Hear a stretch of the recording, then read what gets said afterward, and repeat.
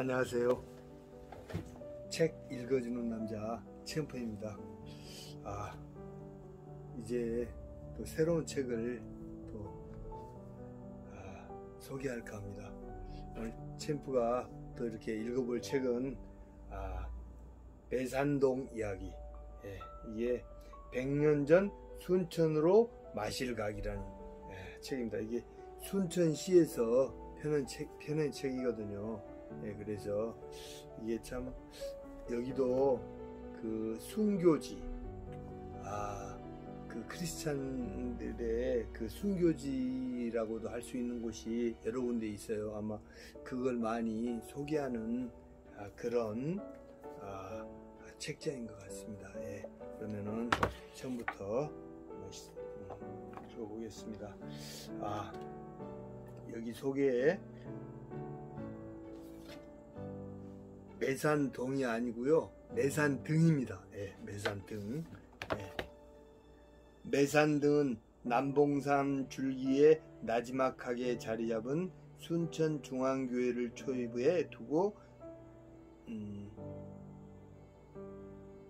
조지 와츠 기념관 매산중학교, 매산남 여고등학교, 애양직업재활보도소, 삼산중학교 등과 그 밖에 아파트와 일반 주택들로 이루어진 언덕 위의 마을이다. 그게 바로 매산등입니다. 매산등에 그 애완과 모든 게 있지 않을까 예감해 봅니다. 100년 전 순천으로 마실가기를 펴내며 순천시장 노광규 씨가 이거 소감을 이렇게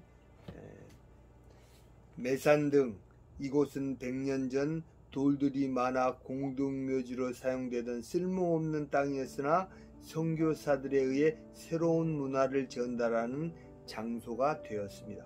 매산등은 세상과 교류하는 창구였고 기독교의 요람이었으며 의료와 근대 교육의 산실이었습니다.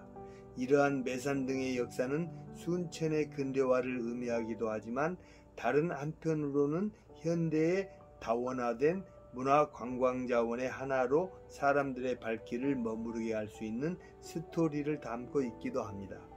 낯선 이국 땅에서 이들이 펼친 100여 년의 긴 이야기를 조그마한 지면에 생생하게 담아내기에는 턱없이 부족하지만 그때의 이야기를 토시 하나까지도 소중히 여겨 이 한 권의 책에 기록하고자 하였습니다.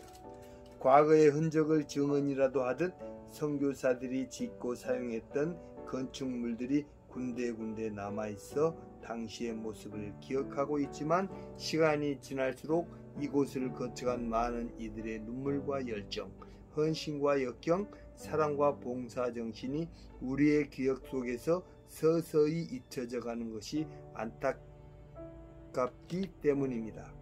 이 책에 수록된 일부 내용들은 보는 이의 관점에 따라 문화적 이질성을 극복하기 어려울 수도 있고 의미를 달리 부여할 수도 있을 것입니다.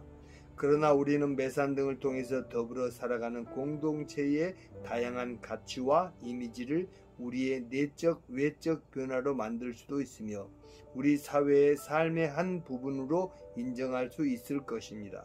그것이 매산등에 담겨있는 사랑의 뜻이라 여깁니다. 더불어 매산등을 아끼고 사랑하는 많은 분들과 순천에 살면서 우리 지역의 이야기를 알지 못하는 이들에게 더없이 유익한 100년 전 순천으로 마실가기가 되기를 기대합니다. 2008년 12월 순천시장 노관규. 그때 순천시장님이 노광규였나 봅니다. 그러나 지금 시장은 누군지는 아직 잘 모르겠습니다. 이렇게. 그래서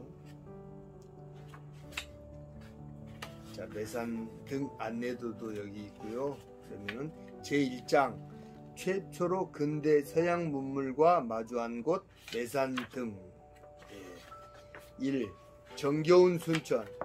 순천 지역의 지명과 연역의 기록은 삼국사기에서 시작되고 명칭은 사평, 승평, 승주 등의 이름으로 일컬어지다가 1310년 지금의 순천이란 이름이 처음으로 불려진다. 행정에 관할 권역은 시대를 달리하면서 그 영역 또한 달리한다. 지금의 순천에 이르기까지 1413년 광양이 독립하고 지금의 여수 지역이 1896년 섬들로 이루어진 돌산군으로 1897년 여수 반도는 여수군으로 각각 독립한다. 1908년 독립행정체제인 나간군이 해체되어 그 일부가 순천에 편입되고 일제강점기인 1929년에 현재 벌교읍의 일명 중도방죽과 벌교읍 회정리 일대가 보성군으로 행정구역이 바뀌면서 현재 순천의 틀을 갖추게 된다. 순천이 전남 동부 지역에서 구심점 역할을 하게 된 것은 1437년 순천도호부에 순천진을 설치한 이후 더욱 확고하게 기틀을 갖춘 것으로 보인다. 조선시대 부목군현은 행정체계상 상하 구분이 없이 동일선상에 있었으나 각 고을의 수령이 군사직, 순천 부사는 병마절 도사를 겸하게 되어 수령들 간의 상하 위계가 이루어졌기 때문이다. 조선시대 순천의 군사적 관할 지역은 나간, 보성, 광양, 홍양, 고흥, 능주, 동복, 화순, 구례 등 전남 동부 지역이었다. 이 매산 등 지명 순천은 하늘의 소리를 듣는 곳이라는 의미를 가지고 있다. 맹자께서 말씀하신 순천 자존 역천 자망 구절을 떠올릴 만큼 순천이라는 지명은 듣는 사람들에게 순박하고 정겨운 느낌으로 다가온다. 기후와 인심이 좋은 곳으로 알려진 순천은 기독교가 전파되고 일제시대에 철도가 부설되면서 광양, 구례, 여수, 고흥, 보성까지 아우르는 전남 동부지역의 교통과 교육 문화의 중심지로 발전해왔다. 자연 환경이 가장 중요한 자원이라는 생각이 결코 과장이 아니라는 것을 염두에 두고 지금은 인간과 자연이 함께 숨쉬며 어울리는 도시로 발전해가고 있다. 철새들의 낙원으로 알려진 순천만은 세계적인 연안 자연 습지 공원으로 자리 잡아가며 매산 등에서 시작된 근대 문명의 자취와 이야기를 보듬으며 대한민국 생태 수도 순천으로 나아가고 있다. 매곡동은 음달에 있는 마을, 즉 겨울이면 추운 마을이란 뜻으로 저우실이라 불렸다고 순천의 지명 이야기에 언급되어 있다. 매산 등은 매산학교가 이곳에 들어선 이후 불리기 시작한 매곡동의 또 다른 이름이기도 한데 남봉산 자락에 위치하면서 읍내가 내려다 보이는 약간 높은 등성이어서 붙은 이름이다.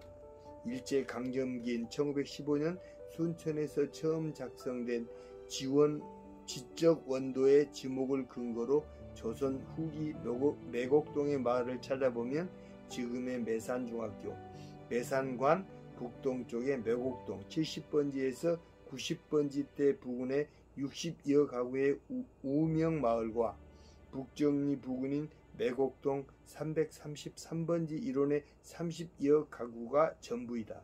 이를 기준으로 본다면 우리가 매산 등으로 일컫는 매산중고등학교와 삼산중학교 일대는 조선 후기 마을이 형성되지 않았음을 확인할 수 있다.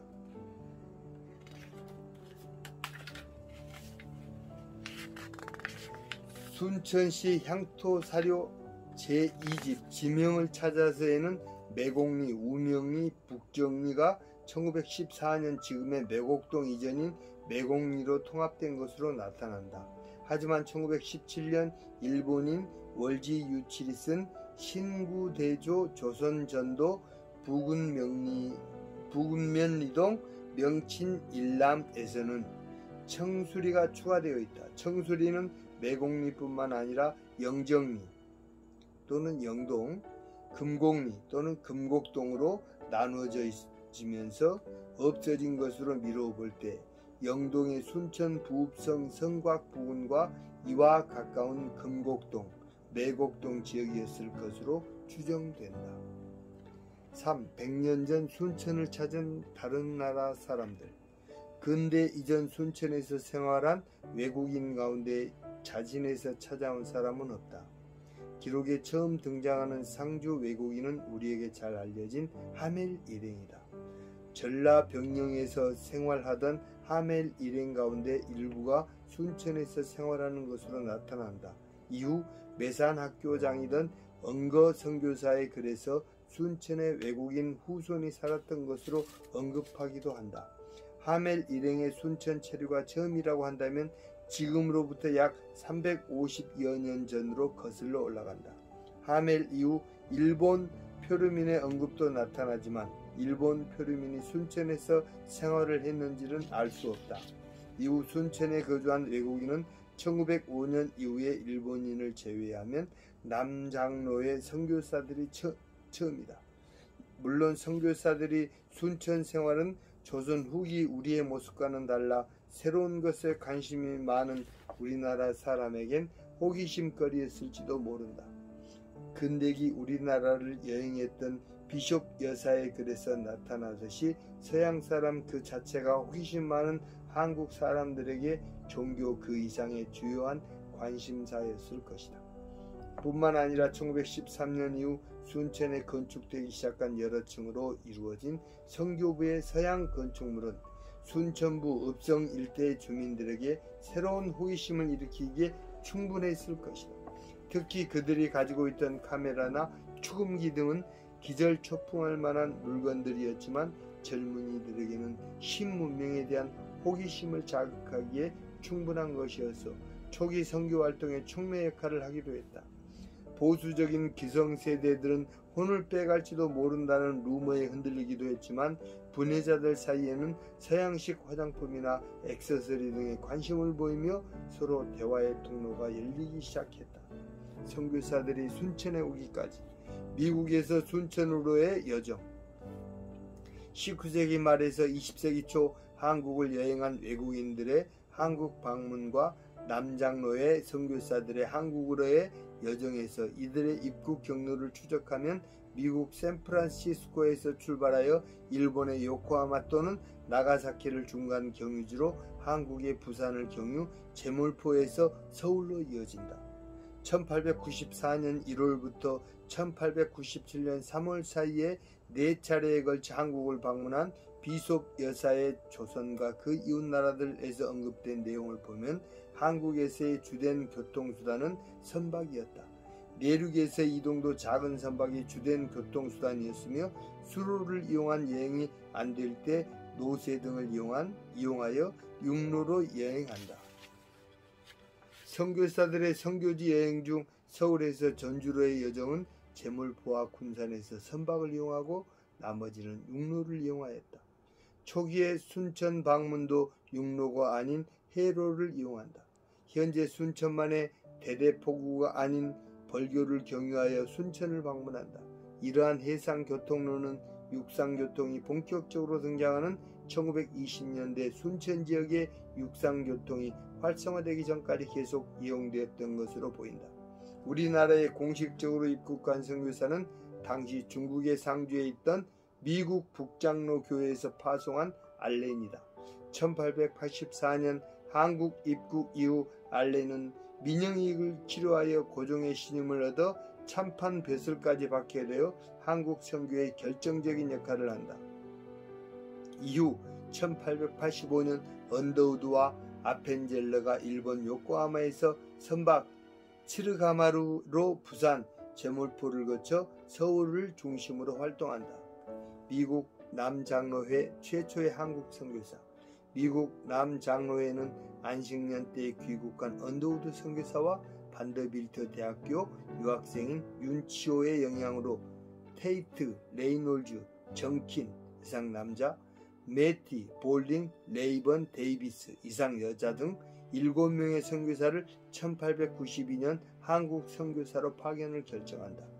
중국 선교를 담당한 네비우스 선교사에 의해 1890년 이후 한국의 선교 방법으로 제시된 네비우스 선교 방법에 의해 호서, 호남 지역이 남장로의 선교지로 결정된다. 남장로회의 한국 선교 선발대인 7인의 선교사는 전주의 첫 번째 선교부를 설립하고 이후 선교사의 충원과 함께 군산, 목포, 광주의 선교부를 차례로 개설한다. 전주 선교부.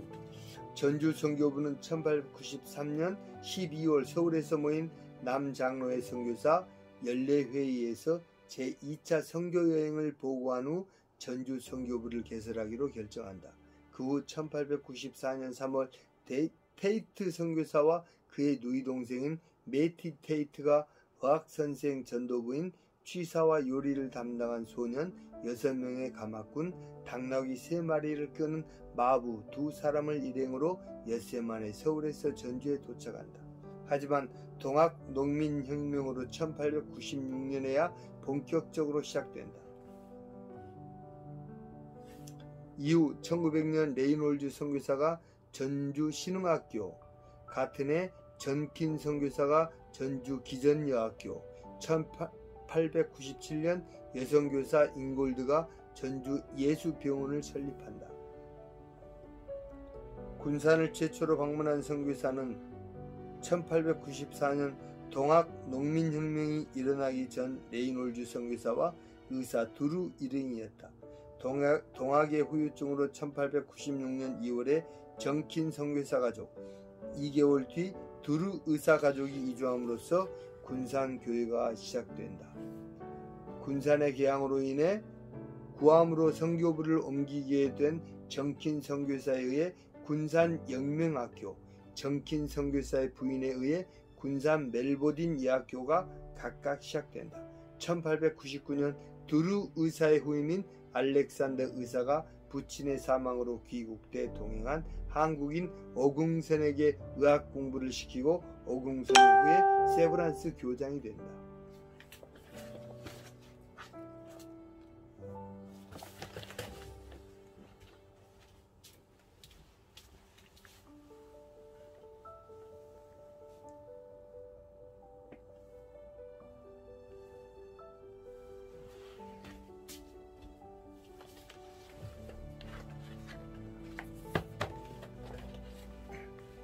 (1904년) 다니엘 의사에 의해 구암병원을 건축하고 다니엘의 후임인 패터슨 의사 이후 특히 국내에서 유명해진다. 목포 선교부. 1897년 당시 전라남도의 중심지인 나주에 벨 선교사와 하리슨 선교사가 숙소를 마련하는 등 준비하였으나 보수성이 강해 포기한다. 같은 해 10월 개항된 항구 도시로서의 목포의 발전 가능성을 예견하고 선교 부지를 구입한다. 1898년 벨 선교사 가족과 오웬 선교사가 이주함으로써 시작된다. 1903년 벨 선교사의 사랑채에서 목포 영흥학교가 개교하고 같은 해 선교회 부속 건물을 이용해 여자인 스트레이퍼 선교사가 가르치는 것에서 시작된다. 1898년 오웬 의사에 의해 시작된 진료소는 1914년 화재로 소실되고 이어서 2층 석조에 프렌치 기념병원이 건립된다. 광주 선교부.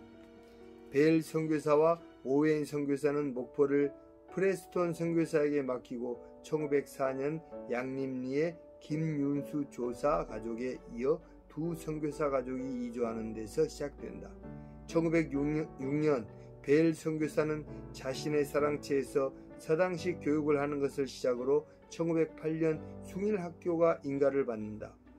프레스톤 선교사의 사랑채에서 공부한 여학생을 중심으로 1908년 광주 수피아 예학교가 정식 학교로 출발한다.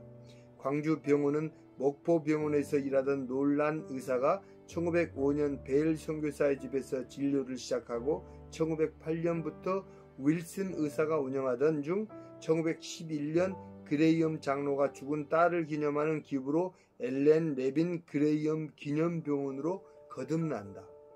순천 선교부. 순천을 처음으로 방문한 선교사는 1894년 4월 레이놀즈와 드루 선교사 일행이다. 이후 1897년 테이트 선교사가 선교 여행으로 들른 이후로 광주 선교부의 오웬 선교사에 의해 프레스톤 선교사의 방문이 이어지고 리스벳 선교사가 처음 세례를 베푼다. 순천 선교부의 제안은 1904년 전킨 선교사의 발의가 있었고 1910년에는 니스벳, 프레스톤, 윌슨 등의 선교사들이 위원회를 조직하여 선교부의 타당성 여부를 조사하였다. 순천과 인근 벌교 두 곳이 거론되었다가 순천이 장래 이 지역 교통의 중심지가 될 것으로 판단하고 순천의 선교 기지를 개설할 것을 만장일치로 결정한다.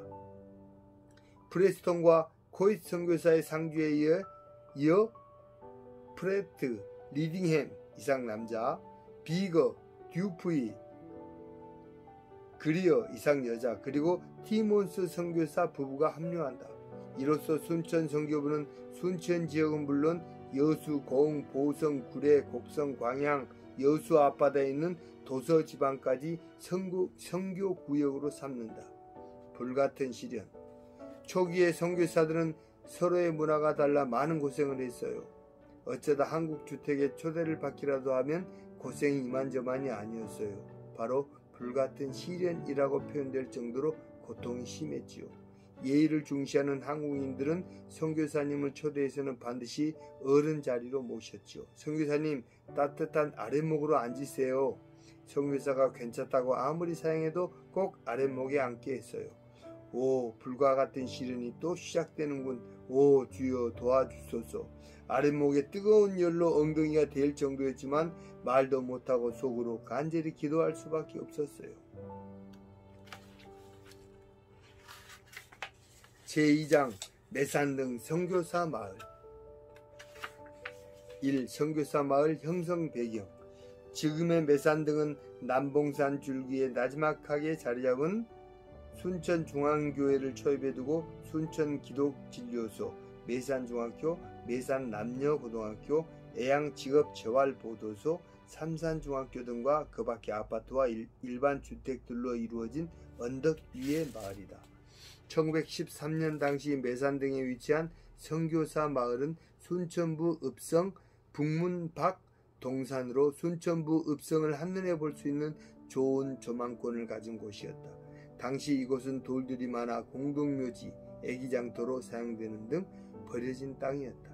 미국 남장로의 선교사들은 이런 불모지인 언덕과 주변에 초가집 여러 채를 구입하여 우리의 가옥이나 마을 형성과는 다른 미국식의 독립적인 영역을 구축했다. 독립적인 미국식 영역의 마을 구조라고는 하지만 한국의 정서와 건축 기법을 나름대로 반영한 것으로 보인다.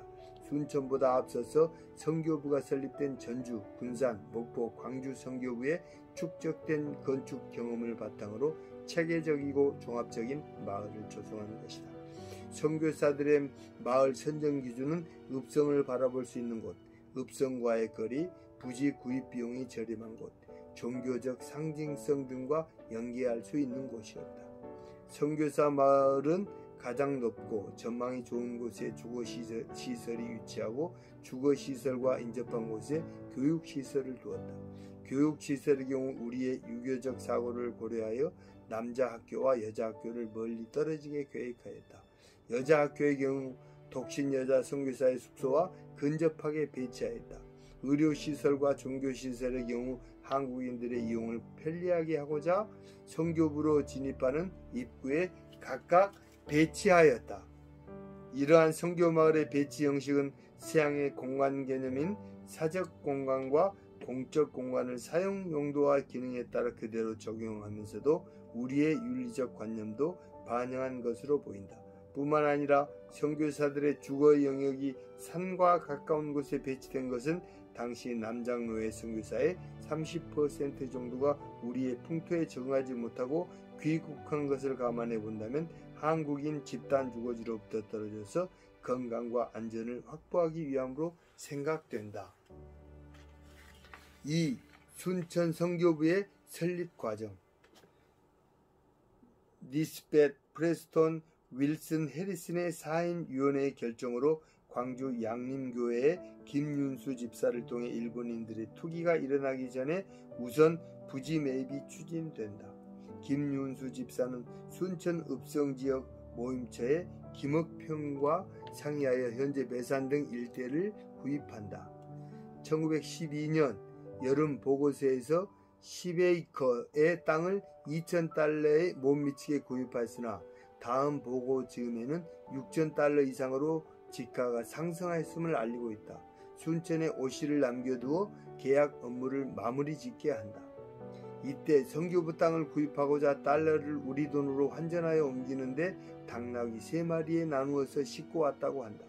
이후 매서인 5명, 전도부인 3명, 조사와 평신도 전도인 10여 명이 22여 곳의 예배 장소를 담당하게 된다.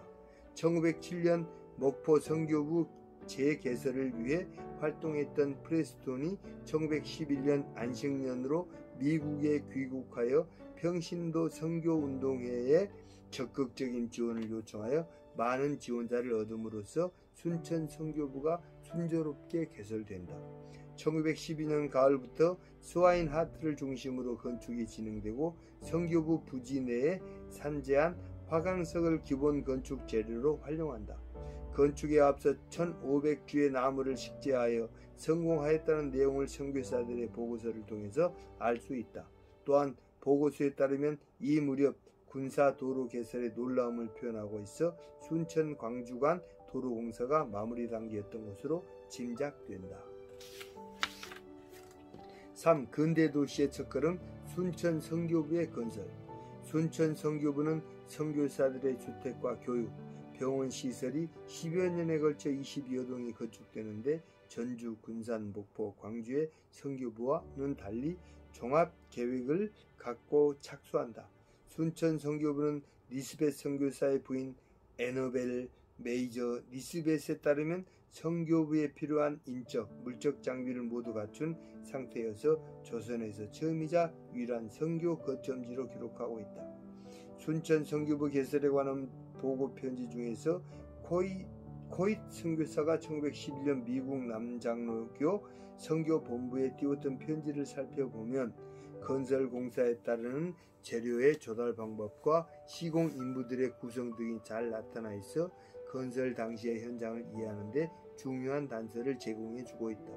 이 글에 따르면 당초 순천 선교부의 선교사들이 상주할 캠퍼스는 1912년 4월 준공을 목표로 진행되었다. 1911년 발송한 편지에서 공사 기간을 1년으로 계획하고 있으며 4월 입주를 언급하고 있다. 확인된 것은 아니지만 당초 계획보다 늦춰진 것은 애너벨 메이저 니스벳이 언급하였듯이 일본인 또는 중국인 기능공의 변심이 크게 작용한 것으로 생각된다. 순천 선교부 건축공사는 순천보다 앞서 설립된 선교부의 건축공사에서 터득된 것으로 추정되는 체계적인 공사 진행을 엿볼 수 있다. 당시 언급된 공종은 돌공사, 석공사, 목공사, 타일공사, 벽돌공사, 자재운반, 비장공사, 토목공사 등으로 나눌 수 있다. 자재 수급에 있어 목재는 현장 주변에서 조달한 것과 미국에서 직접 수입하여 사용한 것으로 나타난다. 시멘트, 페인트, 기타, 건축재 등은 선박으로 순천에서 가까운 포구에 하역하고 한국인 노무자를 고용하여 현장에 조달한다. 석재 가공은 한국인, 일본인, 중국인이 함께 참여하지만 나머지 공종의 한국인의 참여는 언급되지 않는다. 목재의 국내산 반입은 순천에서 약 48km 이상 떨어진 산에서 벌목 후 노무자들에 의해 포구로 옮겨지고 또 선박을 이용하여 옮긴다. 회분 또한 약 48km 이상을 운반해서 조달한다. 순천과 여수 지역의 도로 개설이 1912년부터 1914년에 걸쳐 시행되고 있다는 점을 감안한다면 선교부 건립 당시의 도로라고 부르기에는 곤란한 단순히 길이었을지도 모른다. 여건은 그다지 양호하지 않았을 것으로 추측된다. 당시 한국인 노무자의 운반 무게를 보면 100파운드, 약 45kg 정도의 짐은 대수롭지 않게 여겼던 것으로 보이며 선교부 조성 당시의 운반 무게는 150파운드, 약 680kg으로 언급되고 있다.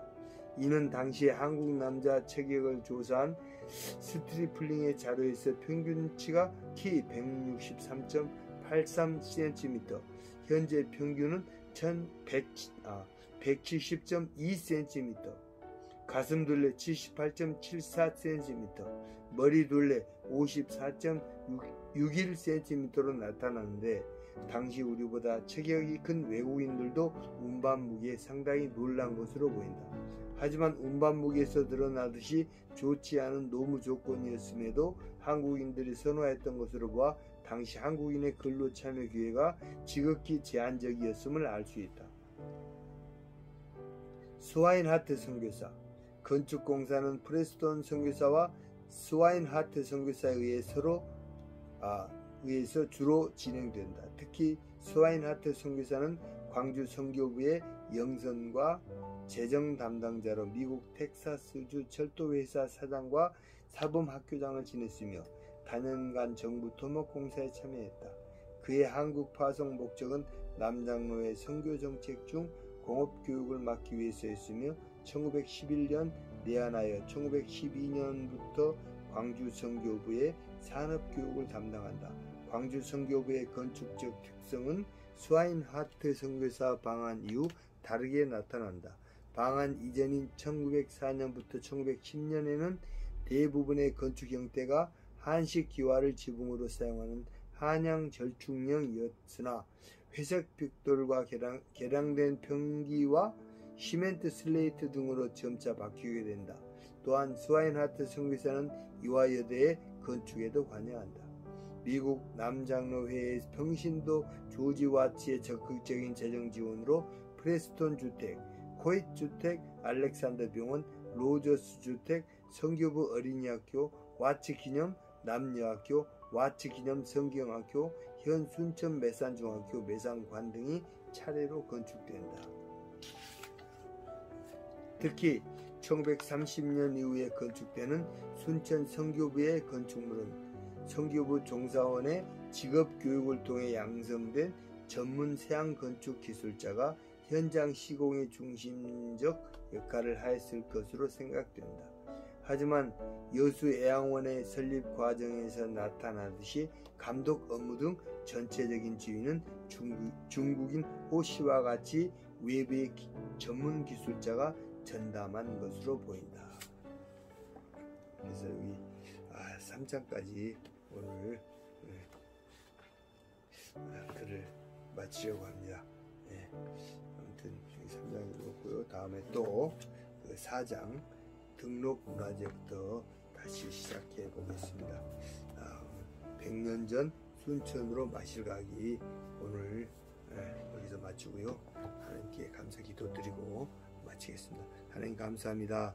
또 이렇게 또 매산 등 이야기를 통해서 또 여기에서 벌어질 또 그 우리나라의 그 선교의 발전과 또 하나님의 그 놀랍고 놀라우신 그 은총이 계속 이어질 텐데 정말 기대가 많이 되는 책이옵니다. 하나님께서 또 다음 시간에 꼭 최창월 입사가 이렇게 이 책을 또 읽어주면서 많은 사람들과 또 공유할 수 있도록 주님께서 축복 내려 주시옵소서. 오늘 또 모든 걸 주님께 의탁하옵고 살아계셔서 역사하시는 예수님의 이름으로 기도드립니다. 아멘.